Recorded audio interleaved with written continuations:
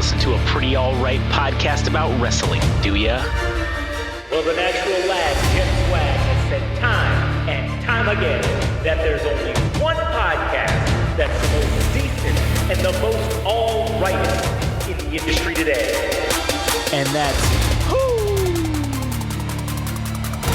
it's the Game Rage Wrestling Podcast.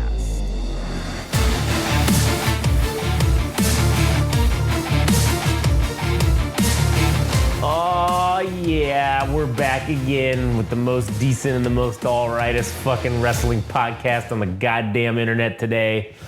Game Rage Wrestling. My name's Josh. Here today with Good Buddy Adam. Greetings. And we're going to talk today about Good Buddy Eddie Guerrero. Yes. Which, you know, I do think that if his unfortunate passing would not have taken place, that Eddie Guerrero would be very supportive of Game Rage Magazine and all the things we do here at Game Rage Wrestling. I actually have an interesting fact about Game Rage Magazine. Oh, you do? You're 15% less likely to get addicted to fentanyl if you watch or listen or both to Game Rage Magazine. If you watch and listen, does that double your likelihood of getting less addicted to It might. fentanyl? I don't know the science. I just know that We should that's support a the fact. numbers. We should support the facts, all right? 15% less likely to do Yeah. fentanyl, man. You know what that means? That means more time spent listening to Game Rage Magazine. That's true, and not doing fentanyl. And that is the most decent and the most alright. Yeah. Also, related fact, I did hear, though, on the flip side of that if you are actually addicted to fentanyl, that if you listen to Game Rage, you have a 60% likely chance of when you eventually overdose on fentanyl of the Narcan actually working and fucking, bringing you back to life. And So- overcoming addiction. And no, that's not actually, no, it's just bringing you back to life. Okay. Game Rage Magazine, yes, we're awesome, but we don't have that kind of power. All right? We're not there yet. All right, we haven't worked out the science yet. Yeah, we haven't worked out the science of swaying addiction. All right, but we're working on that shit. Yeah. If anything, we may cause addiction. Actually, If you really, the FDA may make us put fucking on all of our shit. This podcast may cause addiction, or Game Rage is addicting, like on cigarettes. Like we're gonna fucking have all this shit we're gonna have to do. Yeah. So, anyways, today we're gonna talk about, like I said, Good Buddy Eddie Guerrero. And if you want to listen to more of our stuff, you can go to YouTube, Game Rage Magazine, like, comment, and subscribe. You can also follow us on Instagram and TikTok at Game Rage Magazine, Twitter/X at Game Rage Mag. You can follow Adam at All Gas No Trash Official on Instagram, and you can follow our good buddy Frank at Anime_Syndicate_podcast. All right. Today we're specifically we're going to talk about Eddie Guerrero. The promo that he cut it. the thing that we were supposed to cover. Yeah, in the the previous last episode, and we ended up fucking going on a tangent about botches. Yeah. But now we're going to talk about the actual promo. And so, like I had said before, that there was an episode, there was a thing that I saw where this guy who was like a professional voice actor, he did the promo, he read it. He didn't do the whole thing though. He cut out some shit, like he edited it, which kind of pissed me off. But he did the whole thing, and he did it as like a British guy, and it was very good. Like he did a very good job, even though he cut shit out. But it just it brought me back to like how great that fucking promo was. And so we went back and watched the original promo that he cut in the ring, and it was much more impactful him doing it than just hearing this, guy do his like rendition or his version of it, right? Yeah, it was like fucking that show with Cillian Murphy. Yeah, like Peaky. It was like the Peaky Blinders. It was version. like a Peaky Blinders version of it. Yeah, which was, I mean, it was still good, but it wasn't as good as the original Eddie Guerrero saying the shit. And the promo is fucking excellent because it's that fucking masterful thing with wrestling of blurring the line between fiction and reality. Yeah. Because this was a real part of his story, his real life, outside of wrestling life. Eddie Guerrero was addicted. He was an addict and had these experiences, and to include that in the storyline, and this is the thing, man, it just makes the characters more fucking multi-dimensional. It also makes him more relatable. Yeah. It, to me, compared to now, well, actually, no. I think it probably makes way for things that would happen later down the road with like Roman Reigns and the bloodline and shit. Yeah. But most of the promos talk about, like, I'm talking about just in general in wrestling, that most of the guys end up saying something along the lines of like, oh, I need to be champion to be the best. And that's where it ends. It's just, that's the superficial catch-all basic storyline thing. But for Eddie Guerrero, it's more personal. It's more about like redemption and overcoming his flaws as a human being, about being addicted to drugs and shit, and turning that addiction into essentially a superpower because he's desperate enough to do anything to become champion, and that plays into his gimmick of Latino heat. And it just plays out in so many different levels for just the Eddie Guerrero character individually. Yeah, and how he goes on and he talks about how this is his new addiction now.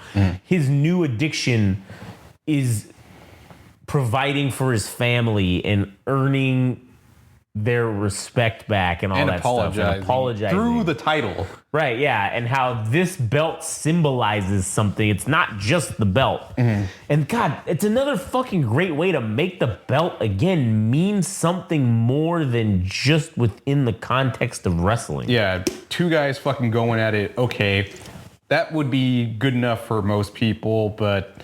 or actually, that's what you would expect, right? Just two guys scrapping to say that they're the best in the company. But then the stakes are raised by making it personal and saying, no, this is for my family. This is for me redeeming myself. And it just raises the stakes for him personally. And so I think for me, the farce or the thing that, to make it personal to Brock Lesnar, right? Yeah. To say... Minneapolis. I don't know why I couldn't say Minneapolis. Minneapolis is the place where I got caught with addiction. I don't even think that's remotely fucking true. No, of course not. But it just adds an element to tie Brock to Eddie Guerrero and say, it happened in your fucking town. This is where I hit my fucking lowest of lows, but I overcame it. And Yeah, I agree. It's another storytelling element that just... Again, it makes the story seem... Again, it is ridiculous. Like, there's no way the odds are that actually happened. But that makes the story more... I don't know if believable is the right word, or it just makes it seem more real, I guess. And it's little minute details like that in the storytelling aspect of fucking wrestling that I just like right now. I don't care about the belts because it's just about being the best, right? It's just about, this signifies that I'm the best. There's no substance behind that. Yes, I understand the motivation of someone to want to be the best, but like, when Eddie Guerrero was fighting for this belt, it was because he fucking needed this. Like, he needed it. Kind of the same thing even when Brock Lesnar was getting to be a new champion after he was beating Kurt Angle or whatever. Like, he needed this to prove that he wasn't just some dumb kid anymore or whatever, that he wasn't just superficially, this big, strong guy. Like, I can be the champion or whatever. Like... That's taking that same thing of like, I need to prove that I'm the best, but like giving it a different paint job or whatever and making it something almost different than that. Whereas now it's just Cody Rhodes. I want to be the best. So I want to be the very best. Like that. That's all he's doing. Or he initially had it when it was like the thing about his father and getting the title but now that's over. That's all out the window. Yeah. He again, finishing his story, right? That was it. Now, there's no real reason to continue that at this point. They haven't put anything compelling in front of him other than, I'm just the best. And it's, Gunther's kind of starting to do that, right? Where it's like, he just wants to be, I'm the best in the company and I'm the best. Yeah, all right. Listen, Gunther's a great wrestler. I just think that this type of storylining is not, I don't like it. It's not getting me into the character because there's no substance behind that motivation. Well, for him, it's like for Lord of the Rings about like having the ring and going mad. Yeah. For him, it's like, okay, it's not madness, but it's like, all right, what's the thing that people are going to get reeled into for him being a heel? Because he doesn't have like that weird background story, or not the weird background story. He didn't have like the Damian Priest background. Like, oh, I needed to win the fucking title to get off the streets and prove that I'm worth my salt. He's like, he came from a privileged family, or at least that's what happened in their feud or whatever. But his thing is like, I got to bully people. Right. Yeah. Which is fine, because that's what he's supposed to do. Yeah. So because he's a heel. But anyways, back to this the Eddie Guerrero thing. It was just like, it was kind of, that promo and like that whole storyline leading up to No Way Out, and like, man, even like with the announcers after that promo was done, saying, and that's right, like this Sunday, No Way Out at Fresno, California, Eddie Guerrero is gonna try to prove that there is a way out. Like, goddamn, like even that one little line, man, it just adds a whole like another layer of depth to the storyline that I don't think they're really giving us that today. Like the characters mostly are one dimensional. This even, you can say what you want about Brock Lesnar or whatever, but even in this storyline, Brock Lesnar wasn't just one dimensional, because he wanted to take Eddie Guerrero down and throw him back into the gutter that he came from, basically. Like, that was his motivation. Because then it's like letting a junkie win. Yeah, in true heel fashion. Like,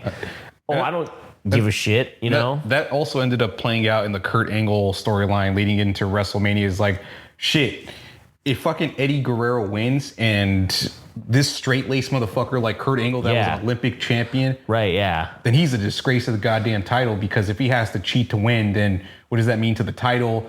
If I Kurt Angle, if I end up losing, then what does that say about me as a fucking wrestler? Yeah, exactly. So. And also the again with Eddie Guerrero in particular, like, yes, he cheats, right? And Eddie Guerrero is one of the only wrestlers that cheating as a face is completely acceptable. Ric Flair is the other one. When Ric Flair is a face, he can still cheat and be cheered and adored by the crowd for cheating. Whereas when most people who cheat are not able to do that, and it's just bad. It's just a heel maneuver all the way around. But it's crazy how good Eddie Guerrero was. Oh, he could set up cheating as, a good thing or whatever. Yeah. And people will cheer it. Also, it was funny that, yes, Fresno is a shit area, and it was very funny that when he was talking about addiction, the audience was like, yeah, like we love drugs too. I don't know if Fresno is like the meth capital, but it's like, oh man, if it's going to be anywhere, it's probably going to be fucking Fresno. Yeah, that's for sure. But do you have anything else? No, I think that was pretty much it. Right. Yeah, I mean, go check out the promo yourself. If you haven't seen it, go check it out. Yeah, I mean, like I said, or rather, as we were saying, that this is probably one of the better promos cut by fucking Eddie Guerrero, especially for him to leading into the fact that he would end up being one of the main eventers for WrestleMania. Is man, 2004 was a fucking magical year. It was a great year. WrestleMania 20. I mean, fuck, there was some good shit that happened that year. But anyways, all right, that'll do it for us. If you want to follow us on social media, you can follow us on Instagram at Game Rage Magazine, Instagram and TikTok, at Game Rage Mag on Twitter/X. Go to YouTube, Game Rage Magazine. Like, comment, and subscribe there. If you want to follow Adam, you can follow him at All Gas No Trash Official on Instagram. You can follow our good buddy Frank at anime_syndicate_podcast. That'll do it for us. We'll catch you big, beautiful bastards on the next one.